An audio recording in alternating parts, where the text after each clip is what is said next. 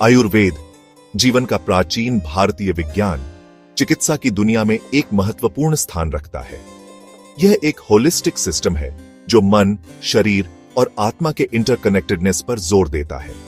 आयुर्वेद के केंद्र में आचार्य चरक हैं, एक महान व्यक्ति जिन्हें चिकित्सा का जनक माना जाता है। उनकी शिक्षाएं पीढ़ी दर पीढ़ी चली आ रही हैं, आज भी चिकित्सकों और वेलबीइंग चाहने वालों को प्रेरित और मार्गदर्शन करती है। चिकित्सा और दर्शन में चरक का योगदान अतुलनीय है, जिन्होंने 2 सहस्राब्दियों से अधिक समय तक स्वास्थ्य और उपचार के क्षेत्र को आकार दिया है। उनकी मास्टरपीस चरक संहिता मानव शरीर और प्राकृतिक दुनिया की उनकी गहरी समझ का प्रमाण है। इस कॉम्प्रिहेंसिव टेक्स्ट में चरक ने स्वास्थ्य के लिए एक व्यवस्थित दृष्टिकोण प्रस्तुत किया है, जिसमें आहार, जीवन शैली, हर्बल रेमेडीज और आध्यात्मिक अभ्यास शामिल हैं। उनकी शिक्षाएं प्रिवेंटिव केयर के महत्व पर जोर देती हैं, ये मानते हुए कि असली स्वास्थ्य अंदर और बाहर एक हार्मोनियस बैलेंस से उपजा है। उनके समय से सदियां बीत चुकी हैं, लेकिन आचार्य चरक की विरासत जीवंत बनी हुई है, जो आधुनिक दुनिया में स्वास्थ्य और वेलबीइंग की जटिलताओं से निपटने के लिए कालातीत ज्ञान प्रदान करती है। समय की धुंध आचार्य चरक के जन्म और प्रारंभिक जीवन के सटीक विवरणों को ढक देती है। हम जानते हैं कि उन्होंने लगभग 300 ईसा पूर्व पृथ्वी पर अवतार लिया, वह दौर जो प्राचीन भारत में बौद्धिक और आध्यात्मिक उथल पुथल से भरा था। हालांकि उनका जन्म स्थान बहस का विषय बना हुआ है। कुछ विद्वानों का मानना है कि वे हिमालय की तलहटी से थे, एक ऐसा क्षेत्र जो अपनी प्राकृतिक सुंदरता और प्राचीन ज्ञान परंपराओं के लिए प्रसिद्ध है। हिमालय, जिसे अक्सर देवताओं का निवास स्थान कहा जाता है, हिंदू धर्म में पवित्र माना जाता है। उन्हें शक्तिशाली जड़ी बूटियों के स्रोत और एक ऐसी जगह के रूप में देखा जाता है जहां आशी एनलाइटनमेंट प्राप्त करने के लिए ध्यान करते हैं। ऐसा माना जाता है कि हिमालय के प्रिस्टीन एनवायरनमेंट और आध्यात्मिक ऊर्जा ने प्रकृति और मानव स्वास्थ्य के बीच इंटरकनेक्टेडनेस की चरक की समझ को पोषित किया। प्रकृति की शांति के बीच पले बढ़े चरक ने संभवतः प्राकृतिक दुनिया के प्रति गहरी श्रद्धा विकसित की, एक ऐसा विषय जो उनके चिकित्सा दर्शन में व्याप्त है। चरक नाम ही व्यक्ति और उसके मिशन के बारे में बहुत कुछ कहता है। संस्कृत में चरक का अर्थ है वॉन्डरर, जो ज्ञान की उनकी अथक खोज को दर्शाता है। अपने नाम के अनुरूप माना जाता है कि चरक ने भारतीय उपमहाद्वीप में व्यापक यात्राएं की, विभिन्न उपचार परंपराओं का अवलोकन और उनसे सीखा।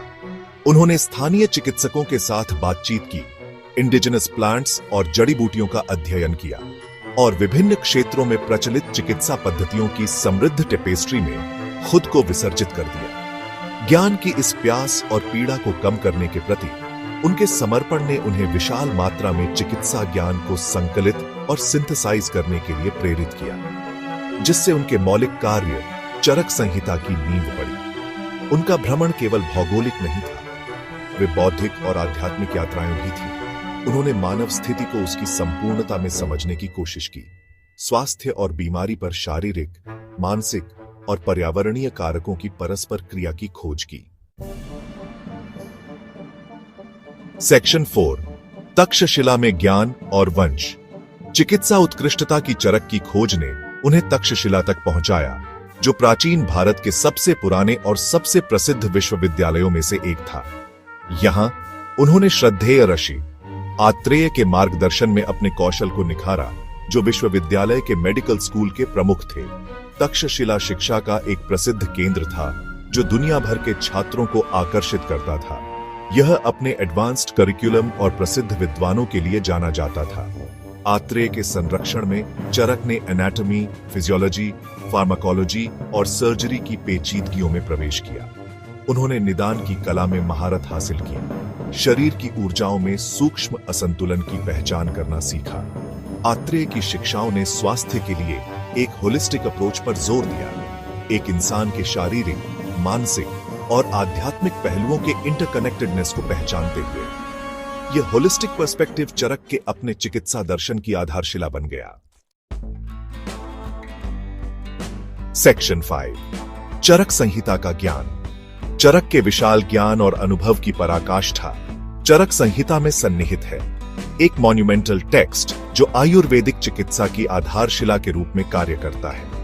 यह कॉम्प्रिहेंसिव ग्रंथ एनाटॉमी और फिजियोलॉजी से लेकर डायग्नोसिस और ट्रीटमेंट तक, हर्बल रेमेडीज से लेकर सर्जिकल प्रोसीजर्स तक कई विषयों को शामिल करता है। चरक संहिता केवल एक मेडिकल टेक्स्ट बुक नहीं है, यह मानव स्थिति की चरक की गहरी समझ का प्रमाण है। यह प्रिवेंटिव केयर के महत्व पर जोर देता है, एक ऐसी जीवन शैली की वकालत करता है जो संतुलन और वेलबीइंग को बढ़ावा देती है। चरक का मानना था कि असली स्वास्थ्य केवल बीमारी का अभाव नहीं है, बल्कि पूर्ण शारीरिक, मानसिक और आध्यात्मिक सामंजस्य की स्थिति है। चरक की शिक्षाओं के केंद्र में त्रिदोष सिद्धांत की अवधारणा है, जो 3 मूलभूत ऊर्जाओं वात, पित्त और कफ की पहचान करती है, जो शरीर में सभी जैविक प्रक्रियाओं को नियंत्रित करती है। इस सिद्धांत के अनुसार इन दोषों को संतुलन में रखकर स्वास्थ्य बनाए रखा जाता है, जबकि असंतुलन से बीमारी हो सकती है। सेक्शन 6, एक समग्र चिकित्सक की स्थायी विरासत। आचार्य चरक की विरासत चिकित्सा ग्रंथों की सीमाओं से बहुत आगे तक फैली हुई है। उनकी शिक्षाएं आज भी चिकित्सकों और वेलबीइंग चाहने वालों को प्रेरित और मार्गदर्शन करती हैं। उनका होलिस्टिक अप्रोच मन, शरीर और आत्मा के इंटरकनेक्टेडनेस पर जोर देता है। तनाव, पुरानी बीमारियों और प्रकृति से डिस्कनेक्ट की चुनौतियों से जूझ रही दुनिया में गहराई से प्रतिध्वनित होता है। आहार, जीवन शैली और मानसिक वेलबीइंग पर ध्यान केंद्रित करते हुए प्रिवेंटिव केयर पर चरक का जोर होलिस्टिक और इंटीग्रेटिव मेडिसिन के बढ़ते आंदोलन के साथ पूरी तरह से मेल खाता है। उनका ज्ञान हमें याद दिलाता है कि असली स्वास्थ्य केवल बीमारी का अभाव नहीं है, बल्कि अपने भीतर और अपने आसपास की दुनिया के साथ पूर्ण सामंजस्य की स्थिति है। जैसे जैसे हम आधुनिक जीवन की जटिलताओं से गुजरते हैं, आचार्य चरक की कालातीत शिक्षाएं एक प्रकाश स्तंभ के रूप में काम करती हैं, जो हमें संतुलन, वेलबीइंग और स्थायी स्वास्थ्य के मार्ग की ओर ले जाती है। उनकी विरासत हमें याद दिलाती है कि ऑप्टिमल हेल्थ की यात्रा एक आजीवन प्रयास है, जिसमें प्रकृति की लय के साथ हमारे शारीरिक, मानसिक और आध्यात्मिक वेलबीइंग का पोषण करना शामिल है।